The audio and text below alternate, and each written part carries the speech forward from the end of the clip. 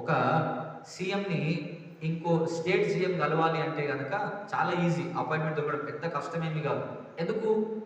ఇద్దరి position same. అదే మనం ఈరోజు మన చీఫ్ మినిస్టర్ని రేవంత్ రెడ్డి గారిని కలవాలి అంటే కనుక ఎంతమందికి సాధ్యం? ఎందుకు సాధ్యం కాదు?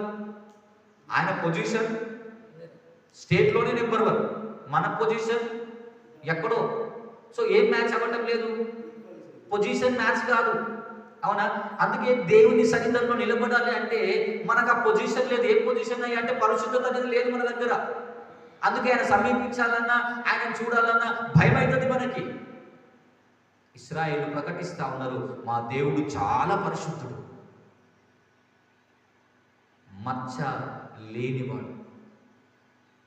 అందుకే యేసుక్రీస్తు ప్రభు తన జీవిత కాలంలో వేసిన ఒకే ఒక స్టేట్మెంట్, ఈ రోజు వరకు ఏ మానవుడు తన జీవితంలో వేయలేని స్టేట్మెంట్ అది. యోహాను సువార్త 6వ అధ్యాయంలో ఏముంటుందో తెలుసా? నాలో దోషం ఉందని మీలో ఎవరైనా ప్రూవ్ చేస్తారా?